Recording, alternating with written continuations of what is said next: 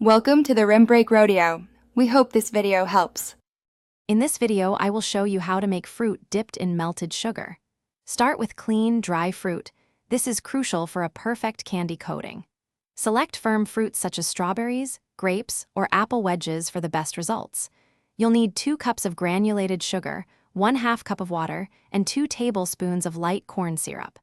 Have a baking sheet lined with parchment paper ready to cool your dip treats. This preparation ensures a smooth and successful dipping process. Now, let's create that beautiful, clear sugar syrup.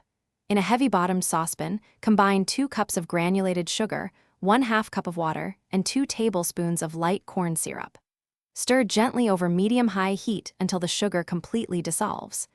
Once it starts boiling, resist the urge to stir. Continue cooking until a candy thermometer reads exactly 300 degrees Fahrenheit, which is the hard crack stage. With your syrup at the perfect temperature, it's time for the fun part. Dipping. Carefully insert a skewer or toothpick into each piece of fruit. Dip each fruit into the hot, clear syrup, ensuring an even, thin coating. Lift the fruit, allowing any excess syrup to drip back into the pan for a few seconds. Then, immediately place the dipped fruit onto your prepared baking sheet to cool and harden. Once all your fruit is dipped, allow it to cool undisturbed on the parchment-lined baking sheet.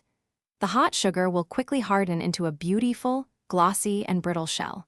This usually takes about 10 to 15 minutes. For the absolute best experience, serve your delightful fruit treats immediately. If you have any leftovers, store them in an airtight container at room temperature for up to 1 day. Thanks for watching. Consider subscribing if we helped you.